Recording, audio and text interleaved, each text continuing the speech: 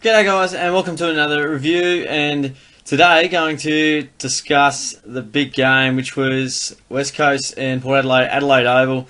The game that went into extra time, and not only did it go into extra time, it's old mate Luke Shuey, after the siren, getting the job done for the Eagles, getting across the line in amazing circumstances. Probably one of the most craziest and best finishes to football ever. You could argue that, potentially.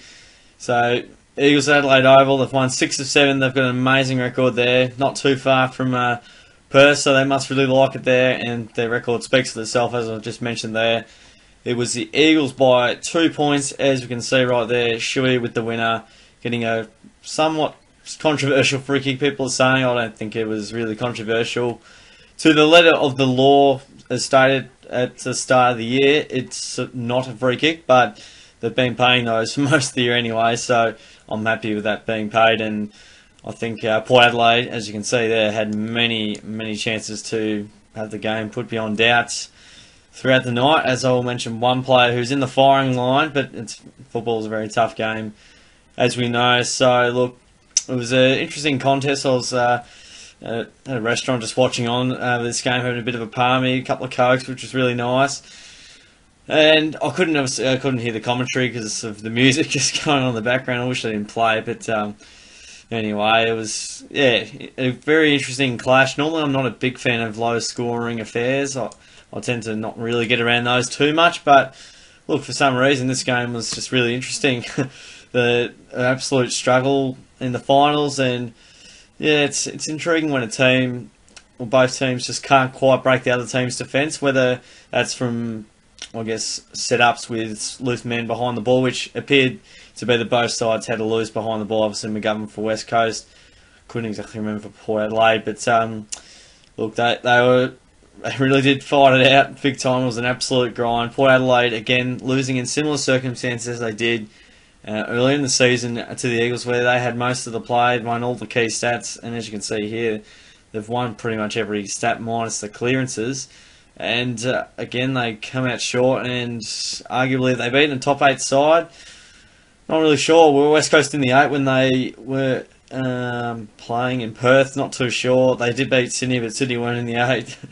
So interesting stuff. They seemingly struggled against top 8 sides all year and couldn't quite break the dummy late, unfortunately. But a really enthralling contest, a deathly struggle, and individual brilliance in the end just got them over the line. There was 2 West Coast players free in that forward 50. Shuey was one of those guys. It's amazing how Port Adelaide didn't pick up on that and threw players to positions where they weren't as dangerous. So ultimately that cost them, as well as bad kicking, as we can see here. 10-16 really didn't do them any favours. West Coast got off to a flying start. They were up, I think, just under 5 goals. As you can see here by the heat map, even beyond that. And it looks like Port Adelaide were absolutely gone. And eventually they worked themselves back in the game. And they probably had 3 quarters of dominance with the game. They just couldn't get it on the scoreboard. It was a credit to West Coast defence, but also an inability for Port Adelaide to convert. Again, I refer to 10-16. And there's a couple of players I've got in my firing line there with conversion. But the game ebbed and flowed, and then it was just a tight tussle, probably from 3/4 time onwards. It was crazy little game there. Just kept being pretty 50-50, goal for goal here and there. Yeah, lots happening. Plenty of back and forward football. But Port Adelaide got 13 ahead in that final. Well, yeah, I think it was the first part of time on. The extra time. Ollie Wines kicks a goal. The game looks to be done and dusted. And then Josh Kennedy kicks a goal late, within the last 30 seconds of that first lot of time. And then the second lot, Port Adelaide had a few chances, and they just didn't make them count. They really blown out of it, and West Coast made them pay in the end. So I guess structurally, they both threw men behind the ball, which was making it very low scoring, as we can see here. West Coast midfield dominated early. Pressure was immense on Port Adelaide. They couldn't handle it early on, but slowly willed themselves back in the game, and you could see they were getting on top of the clearances and general around the ground play. But West Coast did immensely well to get where they got. 49 clearances, big in the end. They won that final clearance, and that was the game. And Nick Nat was very happy in the video here. So, well, credit to both sides here. Port Adelaide again would be spitting chips that they let this one slip, especially when they lost in pretty similar fashion. Eagles got a good start earlier in the game, earlier in the season. And again, Port Adelaide came back, but inaccurate kicking, bad kicking is bad football. So, look, we'll move into the votes, which are very good. Having a look here. You have to give the 3 votes to Luke Shuey, 32 touches, 5 marks, 5 free kicks, including a big one right at the end, 11 tackles, absolutely brilliant, 2 goals, including the match winner. Absolutely hands down, 3 votes for Lukey Shuey.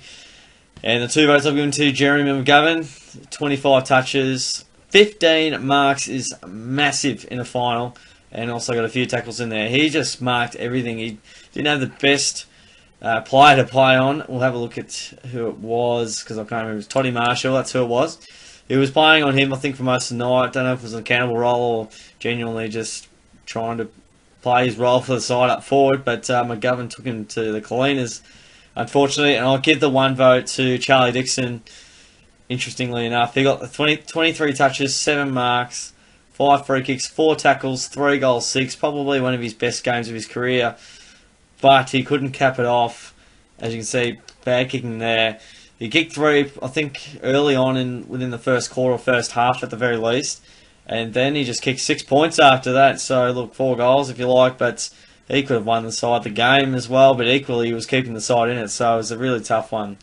So, that would have been, 3 goals in the first half. And just didn't offer much on the scoreboard that really could have got them rolling, unfortunately. So, those are my votes. He was a monster. He just tackled all night. He was a real great presence. He just wanted to win. You could tell he was absolutely fierce and just, he was like a bull.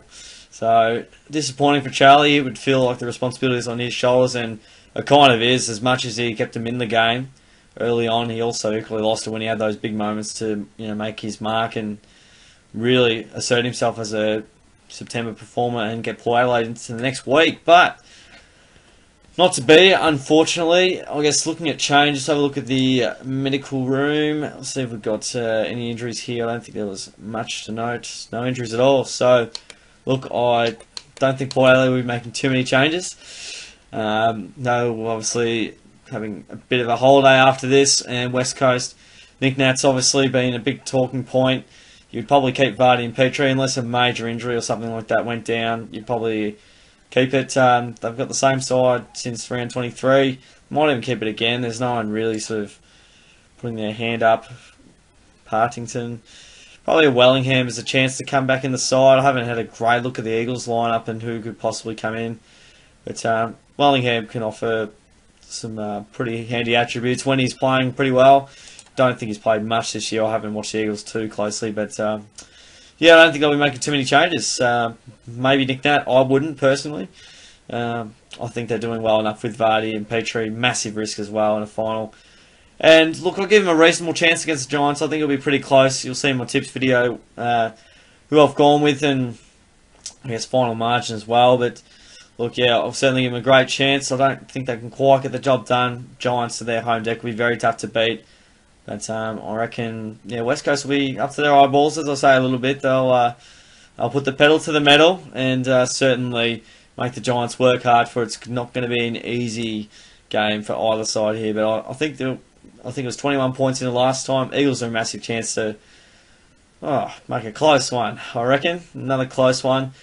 Good end of season form against the Crows and Port Adelaide. So they've dominated South Australia. Adelaide didn't have much to play in the final game, but a win's a win there. So look, it was an awesome game. One of the best finishes I've ever seen and the best final by far so far.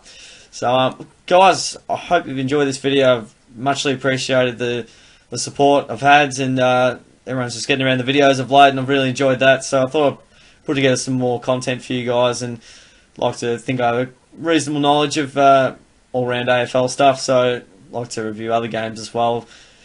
Wouldn't mind making this full time one day. That'd be alright. Up to you guys on that one. But muchly appreciated for you guys sticking around. Once again, give the video a like, comment your thoughts on the amazing finish from Lukey Shuey. And subscribe away for more of this stuff, guys. Muchly appreciated. I'll catch you guys all next time.